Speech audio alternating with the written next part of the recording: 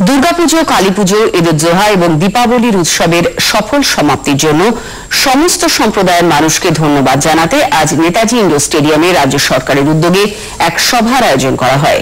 অনুষ্ঠানে মুখ্যমন্ত্রী মমতা ব্যানার্জি 16 জন স্বেচ্ছাসেবীকে ভালো কাজ করার জন্য 2000 টাকা এবং সার্টিফিকেট দেন। বিভিন্ন পুজোর সংগঠককেও তিনি পুরস্কৃত করেন। কিন্তু সপ্তমীর দিন, অষ্টমীর দিন অথবা দশমীর দিন আমরা জানি কোন কোন এলাকা থেকে কিভাবে একটা গন্ডগোল পাকানোর চেষ্টা হয়েছিল।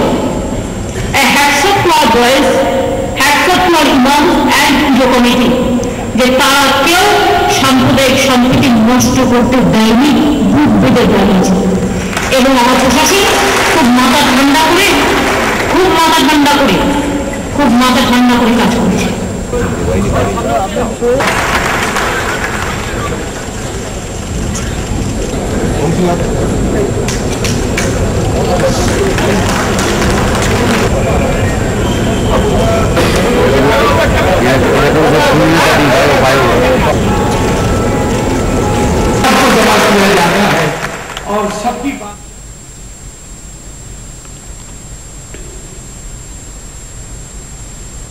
শেষ করার আগে খবরের বিশেষ অংশ আরো একবার।